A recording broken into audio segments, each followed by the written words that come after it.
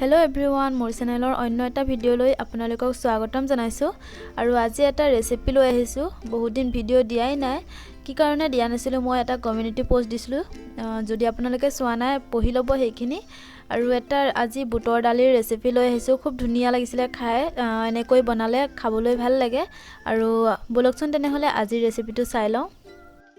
প্ৰথমতে মই বুটৰ দালিখিনি সিজাই লম দালিখিনি মই 3 ঘণ্টাৰ আগতে ভালদৰে ধুই তিয়াই থৈছিলো আৰু তাৰ পাছতে মই ধুই লৈ কুকাৰত দি দিছো লগতে মই দুটা কেঁচা জলকীয়া দিছো আৰু দিছো অকনমান নিমখ তাৰ পাছতে মই পানী দি এইখিনি এতিয়া সিজিবলৈ দিম দুটা সিটি মাৰিবলৈ দিম যদিও দুটা সিটি নিখিজে তেনেহলে তিনটা দিব তাৰ ওপৰত নিদিব নহলে বেছি গলি যাব পাৰে আৰু এইখিনি মই এতিয়া সিজাই লম এয়া মোৰ বুটৰ দালিখিনি সিজি হৈ গল মই তিনটা সিটি দিছিলো খুব ধুনিয়াকৈ সিজি গৈছে আৰু তাৰ মই পানীখিনিৰ পৰা এইখিনি টুকি থৈছো নহলে বেছিকৈ সিজি যাব বুলি ইয়াত যিখিনি সিজিবলৈ দিয়া পানী আছিল সেই পানীখিনি নষ্ট কৰিব নালাগে সেইখিনি পাছত ব্যৱহাৰ কৰিব পৰা যাব আৰু মই এফালে লৈছো এখন ফ্ৰাই পেন আপোনালোকে কেৰাহীটো বনাব পাৰে মই কম সেই কাৰণে এইখনতে বনাও বুলি ভাবিছো আৰু তেলখিনি গৰম হোৱাৰ পাছতে মই দিছো দুটা শুকান জলকীয়া লগতে দিছো আধা চামুচ মান গোটা জিৰাখিনি ভালদৰে ফুটি উঠিব তেতিয়া মই অকনমান চেনি দিছো চেনি দিলে ইয়াৰ কালাৰটো খুব ধুনিয়া হয় আৰু খাবলৈ অকনমান টেষ্টটো ভাল হয়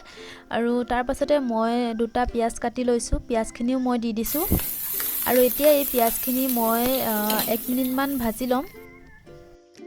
পিয়াজখিনি অলপ সময় ভাজাৰ পাছতে মই আদা নহৰুখিনি দি দিছো সৰু চামুচৰে 1 চামুচ মই আদা নহৰু পিচি লৈছো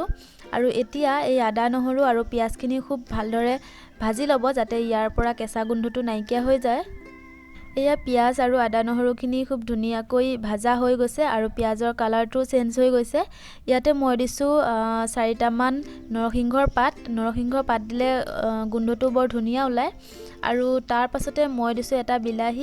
বিলাহীটো অলপমান সৰু সৰুকৈ কাটি এনেকৈ দি দিছো আৰু লগতে মই ইয়াতে নিমখ দিছো যাতে বিলাহীটো সোনকালে সিজি যায় মানে গলি যায় আৰু ইয়াতে মই অকনমান পানীও দি দিছো কাৰণ ইয়াতে মই এতিয়া দিম শুকান মছলাখিনি পানী নিদিলে শুকান মছলাখিনি জ্বলি যাব পাৰে প্ৰথমতে মই দিছো জোখমতে হালধি লগতে দিছো জলকীয়াৰ গুড়া আৰু দিছো আধা চামুচ জিৰা আৰু অকনমান ধনিয়াৰ গুড়া দিছো আৰু এতিয়া এইখিনি ভালদৰে মিক্স কৰি লব আৰু মছলাখিনি ভালদৰে ভাজিব ঢাকি দি ভাজি থাকিব যেতিয়ালৈকে ইয়াৰ পৰা এক্সট্ৰা তেলটো ওলাই নাযায় এয়া মছলাখিনি চাকচোন খুব ধুনিয়াকৈ ভাজা হৈ গৈছে মই প্ৰায় 3 মিনিট মানে ভাজিছো আৰু তেলবোৰ বিৰিঙি উঠিছে আৰু এতিয়া মই ইয়াতে দিম যিখিনি বুটৰ দাল সিজাই থৈছিলো সেইখিনি দি দিম পানীখিনি পাছত দিম প্ৰথমতে মই বুটৰ দালখিনি দি দিম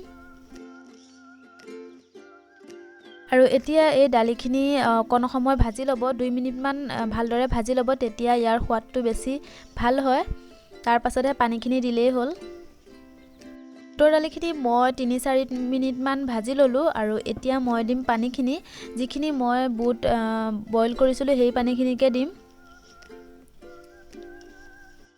আৰু এতিয়া মই ইয়াতে এক্সট্ৰা বেলেগ পানী নিদিও কাৰণ